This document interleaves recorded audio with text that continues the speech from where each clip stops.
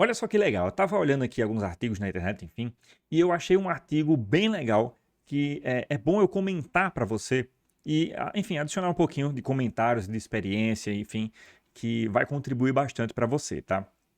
É como basicamente você melhorar o seu código, melhorar não é nem o seu código, é o seu código também, mas a forma como você trabalha enquanto programador, o que é importante também de melhorar, tá? Então, olha só que legal, ó. Vou botar aqui na tela. É esse artigo aqui do Ruvi Agarwal, enfim, o nome desse cara aí. E eu não vou, claro, não vou ler o artigo inteiro, mas eu vou comentar os pontos principais, né, os bullet points que ele colocou aqui, e vou adicionar, claro, minhas experiências e minhas dicas e etc, tá? Então, olha só que legal. O nome do artigo é Write Less, Fix Never, que significa basicamente escreva menos e nunca corrija, em outras palavras. Claro, é um título meio sensacionalista, porque se você coloca aqui Fix Never, significa que você nunca vai corrigir um bug, por exemplo, o que não tem o menor sentido, óbvio que não, tá? O tempo inteiro você vai estar corrigindo bugs. A questão é basicamente evitar de ter que estar fazendo isso. E aí tem alguns pontos que ele passa aqui que eu achei interessantes e vamos comentar um pouquinho sobre esses pontos, tá? Então vamos lá, ó. Tem aqui uma listinha básica dos pontos, mas vamos começar pelo primeiro, que é planejar para 10 vezes, que é Plan for 10x, que basicamente ele comenta aqui o seguinte. Eu vou citar um problema, não vou citar exatamente o que ele falou, mas eu vou citar um problema e eu vou citar a solução para esse problema, tá? Muita gente, não é nem só iniciante, tá? Faz o grande erro de planejar um sistema que não deveria ser planejado com aquele nível de complexidade. Como assim? Olha só. Às vezes, por exemplo, você está fazendo um sistema para um cliente e o cliente, por exemplo, não tem nem domínio comprado ainda. Aquele cliente ele está desenvolvendo algum sistema ou ele, sei lá, o cara tem uma academia, por exemplo.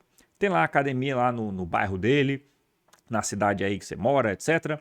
E ele quer criar um sistema para gerenciar melhor a academia. E aí você vai e cria um sistema altamente robusto que vai conseguir que 1 milhão de usuários, por exemplo, consigam acessar simultaneamente. Então, os alunos vão poder acessar simultaneamente lá 1 milhão de alunos, né? E vão conseguir ver os exercícios e fazer os exercícios, enfim. É mais um sistema para ajudar o aluno, por exemplo, né, da academia lá. Então, olha só que legal. O cara tem uma academia de bairro. Vamos supor aí que ele tenha, sei lá, uns 500 alunos. Então, umas 500 pessoas vão para a academia lá. Essas 500 vão estar acessando o sistema simultaneamente? Não, né? Então vamos supor que aí no horário de pico tenha 50 pessoas na academia, por exemplo. Então, isso significa que vão ter 50 acessos simultâneos no sistema. Faz algum sentido o cara planejar um sistema que vai para receber 1 milhão de acessos simultâneos? Eu não estou falando nem de servidor, tá? Ele vai planejar o sistema, a complexidade do sistema para 50 pessoas acessar é totalmente diferente da complexidade para 1 milhão de pessoas acessar, tá? Porque quando você tem uma grande quantidade dessa de acessos simultâneos, você tem que se preocupar com cada requisição que é feita. Então você tem que trabalhar com cache no talo. Tudo que puder ser cacheado tem que ser cacheado. Então, você tem que processar a menor quantidade de informações possíveis em um sistema para, por exemplo, 1 milhão de acessos simultâneos. Agora, para 50 acessos simultâneos, muita coisa você não precisa complicar demais. Existe uma palavra em inglês chamada over-engineering, que basicamente é quando você cria alguma coisa e você foca muito na engenharia, você cria uma engenharia complexa demais, você faz uma bazuca para matar uma formiga, em outras palavras, né? Então, a regra de ouro é: você deve fazer o sistema para exatamente o que é esperado? Não. Então, se você fizer um sistema que, a gente sabe que a gente vai ter 50 acessos simultâneos, por exemplo. Então, isso no horário de pico, tá? Então, isso significa que eu vou fazer um sistema que vai suportar 50 acessos simultâneos? Não, porque se eu fizer isso, beleza, ele vai funcionar com 50. Mas se ano que vem a galera gostou desse sistema, a galera está entrando nessa academia e dobrou, por exemplo, agora eu tenho 100 acessos simultâneos. Isso significa que meu sistema agora vai começar a travar. Um sistema que eu acabei de fazer, tem 1 ano que o sistema está funcionando e ele já está travando, já está, enfim, dando problemas de processamento. Então não faz muito sentido, né? Ao passo que também eu não tenho para que fazer um sistema pensando em 1 milhão de acessos se o sistema não vai ter 1 milhão de acessos nem tão cedo. Não há a menor previsão dele ter isso. Ah, vai estourar tudo, o sistema vai ser maravilhoso e o mundo inteiro vai aderir a essa academia que era de bairro, ela vai virar uma academia nacional, boladona. Tá, tudo bem. Se isso acontecer, se essa loucura de crescimento acontecer, o dono vai precisar de outro sistema. Então, relaxa que ele vai fazer outro sistema, tudo bem? Então, a regra de ouro é, planeja, segundo esse artigo, né?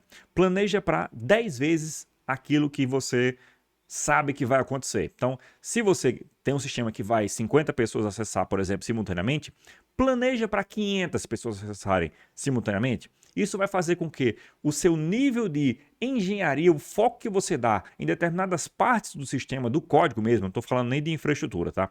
Do código mesmo, vai ser um pouco mais sofisticada, mas não ao ponto de atrapalhar o desenvolvimento do sistema. Deu para entender? Só essa dica, na verdade, já é ouro puro. Beleza? Mas vamos continuar aqui nesse artigo. Ele é muito bom, tá? Então, o segundo aqui. Seu trabalho antigo tem um bug e está chamando você. Em outras palavras, né? Aqui basicamente é quando você cria um sistema ou cria uma funcionalidade em algum sistema, por exemplo, e você vai focar na próxima tarefa, por exemplo. Então você está lá, vai para a próxima funcionalidade. Quando você vai para a próxima, todo o tempo você tem que voltar para aquele trabalho que você fez para corrigir algum tipo de bug. Então isso é um problema, claro. Primeiro vai lhe impedir de avançar, né? Você está tendo que ir para uma funcionalidade e voltar para outra, ir para uma e voltar para outra o tempo inteiro. Então isso é muito ruim, vai atrapalhar a sua produtividade e a sua cabeça vai simplesmente pirar. Ficar indo e voltando de tarefas é uma das piores coisas que um programador pode fazer. Já dou essa dica extra aqui para você, tá? Então você tem que evitar a todo custo ter que voltar. Para isso, uma das coisas que você pode fazer é simplesmente planejar um pouquinho mais. Então, não ir com tanta sede ao código, ao teclado, para fazer os seus códigos só para funcionar e não focar tanto em fazer eles minimamente bem feitos. Como eu falei, evita esse excesso de complexidade. Isso é ruim. Mas também não precisa fazer o negócio desleixado, né? Uma dica. Quando você já tem um pouquinho mais de experiência, você vai começar a trabalhar com uma coisa chamada testes. Teste unitário, teste de integração, teste end-to-end, enfim, tem vários tipos de testes diferentes. Você vai, quando você avançar um pouquinho se você já tiver um pouco mais avançado, enfim, geralmente iniciantes, né, que estão assistindo esse vídeo, então, se você tiver um pouquinho mais avançado, você vai começar a trabalhar com testes dos mais diversos tipos. E uma das coisas que você pode fazer é tem umas arquiteturas que complicam mais do que é necessário. Então eu vou passar só a visão geral, tá? Que é você vai criar uma funcionalidade específica, por exemplo, cria primeiro, antes de criar a funcionalidade, você cria os testes dela. Então, sei lá, você vai fazer um sistema de login. Primeira coisa que você faz, cria testes para, por exemplo, testar determinadas funções dessa parte de autenticação, mandando um usuário em branco, mandando um usuário que não existe, mandando um usuário com números ao invés de letras, por exemplo, mandando uma senha sem senha ou mandando com uma senha errada, ou mandando alguma outra coisa junto do e-mail da senha, enfim. Pensa em várias situações em que o usuário normalmente pode fazer, né? E você cria testes para aquilo, para verificar tudo bonitinho se está funcionando. Ok, criou esses testes, obviamente você nem criou a funcionalidade ainda, então todos os testes vão dar reprovado, né? Todos os testes vão falhar, óbvio. Agora o que é que você faz? Testes criados, agora você vai fazendo cada um deles funcionar. Então, por exemplo, o primeiro teste que você criou lá é tentando executar a função de que faz uma autenticação sem mandar nenhum dado, sem mandar nem login, nem senha, nem nada.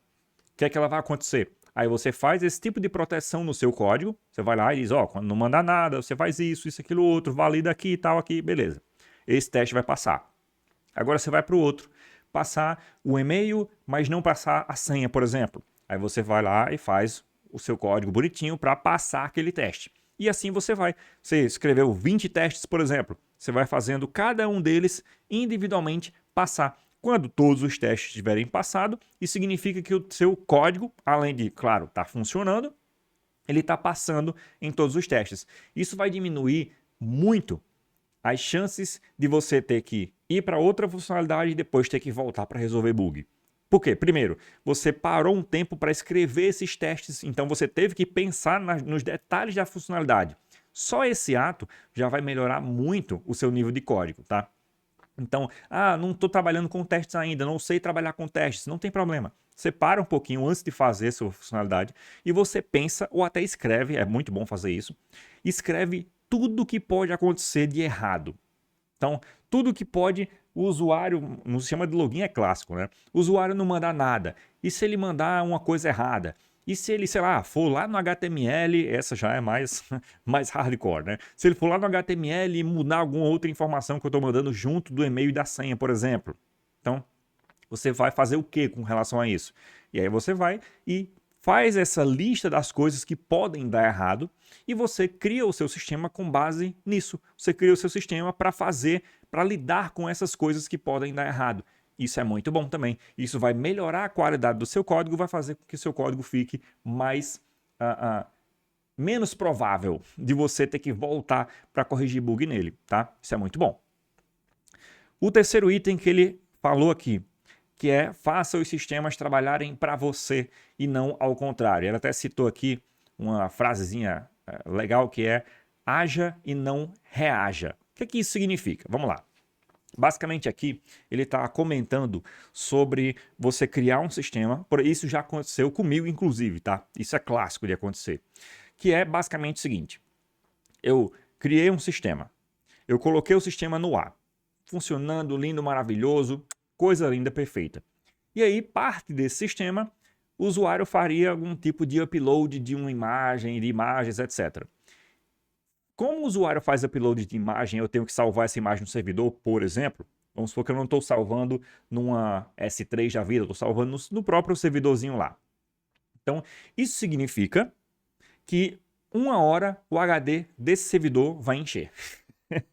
Acredite ou não, alguma hora vai encher o HD desse servidor, certo? Então, muitas vezes, o programador não se preocupa com isso. Beleza, eu vou pegar as imagens, eu vou armazenar aqui e já era. Em algum momento, algum usuário vai mandar uma imagem, não vai conseguir fazer upload. Outro usuário vai mandar, não vai conseguir, enfim, ninguém vai conseguir mais fazer upload. Isso significa o quê? Que você agora vai ter que reagir a um problema que já chegou no usuário. Se o problema chegou no usuário, significa que ele foi crescendo, ele chegou no limite e chegou no usuário, agora ninguém está conseguindo mais usar o sistema, por exemplo. Tá? Então, o que você vai ter que fazer agora? Você vai ter que reagir a um problema, certo? Isso não é o ideal. O ideal é você agir e não reagir. E como é que você faz isso? Nessa mesma situação, por exemplo, do upload. Você pode setar, e aí a maioria dos servidores, se não todos eu acho, tem essa funcionalidade de, por exemplo, você pode setar um avisozinho lá, quando o HD, como eu sei que meu sistema ele vai armazenar coisas, eu sei que vai acumular coisas ao longo do tempo, né? Então, você já programa um alertazinho, quando o HD chegar em 80% da capacidade, manda um e-mail para tal e-mail, manda um aviso, né, para tal e-mail, por exemplo.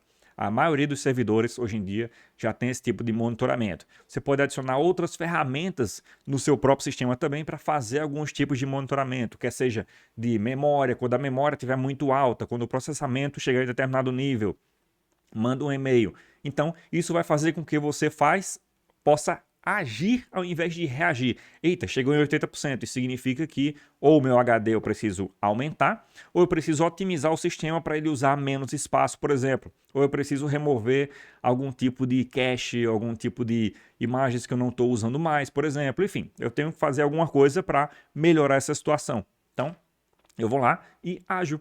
E o usuário nunca vai nem saber o que aconteceu. O usuário não vai nem se preocupar, vai continuar usando o sistema normalmente e você agiu ao invés de reagir, entendeu? Dei só um exemplo simples para você, mas que é muito útil no desenvolvimento dos seus sistemas. Então, sempre procura colocar coisas que vão avisar para você antes do problema acontecer de fato, tudo bem? E aí existem infinitas ferramentas que você pode usar para fazer isso. Inclusive no próprio artigo, ele menciona aqui ferramentas como Datadog, tá? Que são usadas em alguns tipos de situações, em alguns tipos de sistemas. Então, alguns monitoramentos, né, com avisos. O importante é ter o aviso, não é nem um monitoramento em si. Mas avisar para você que alguma coisa está acontecendo para você ir lá e conferir. Beleza? Então isso é importante também. O quarto item que ele falou aqui, que é sempre responda com um link. Eu acho um pouco grosso, tá? Existe uma cultura meio que de trabalhar pouco na área da programação. Uma cultura meio vagabunda mesmo, tá? Desculpa a palavra, mas é basicamente isso. Então, ele menciona um pouquinho dessas coisas aqui, que basicamente é sempre... eu vou citar o problema e aí eu vou comentar o que ele mostrou, o que ele falou aqui, tá? Você pode ler também se você quiser, não tem problema não. Então, o problema basicamente é, vamos supor que você criou um sistema, e aí eu vou parafrasear, tá? Ele não está falando isso daqui não, mas vamos supor que você criou um sistema e você para algum cliente e você até estava trabalhando em equipe, por exemplo. E aí você, por algum motivo, você ou um grupinho ali da equipe, etc., decidiram usar uma biblioteca de validação, um Scheme Validation, por exemplo. Você tinha lá o Zod e você tinha lá o IUP para ser usado. Essas duas bibliotecas famosas de validação de dados, por exemplo. E vocês decidiram usar o Zod, ou você decidiu para aquela funcionalidade usar o Zod. Depois, algum tempo depois, algum membro da equipe que não gosta do Zod por algum motivo, enfim, foi lá e perguntou, cara, por que você usou o Zod aqui? E aí você vai ter que agora parar, relembrar o que foi que aconteceu, que vai ser infinitamente impossível para você, tá? Você vai ter que relembrar o que aconteceu, que te fez tomar aquela decisão de usar aquela biblioteca ou de fazer aquela coisa, de fazer o seu sistema daquele jeito, aquela função, enfim, de escrever o seu código do jeito que você escreveu. Você não vai lembrar. Você não vai ter como explicar. Você vai ou inventar alguma coisa, ou você vai dizer que é porque você gosta de fazer daquele jeito e pronto, e que não vai ser uma boa resposta, né? Claro. Então, a dica é, sempre anota em algum lugar, tá? Não precisa nem ser no código mesmo, mas anota em algum lugar, mantenha anotado no Notion, ou num bloco de notas, ou num caderninho, não importa. Todas as decisões que você tomou naquele sistema. Então, decisões tipo essa, eu vou usar X ou vou usar Y? Você põe lá, eu estou usando X coisa porque tal coisa, por causa disso, disso e daquilo. Até para você mesmo lembrar, tá? Então, vou usar Prisma ao invés de Sequelize, por isso, por aquilo. Então, beleza, você põe lá, deixa registrado basicamente, né? Quando algum membro da equipe, ou até seu cliente, se ele gostar, tem clientes que gostam de mexer em código, tá?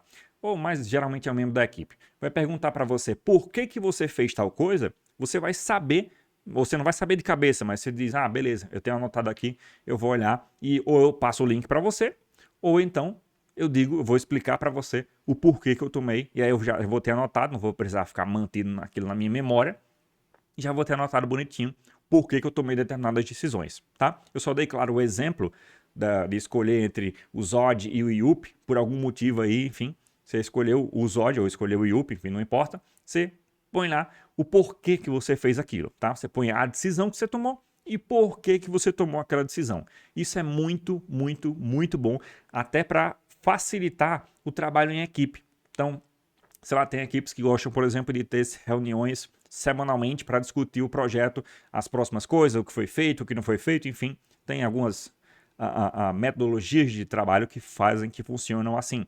Então, você pode justamente compartilhar com o pessoal, galera, eu escolhi aqui usar o Zod, ou escolhi usar o IUP, ou escolhi, enfim, não importa o que você fez, tomei tal decisão por causa disso, disso e disso, tá aqui anotado bonitinho. Então, isso é muito bom. Isso vai, no longo prazo, né, melhorar a qualidade dos seus códigos independente do projeto.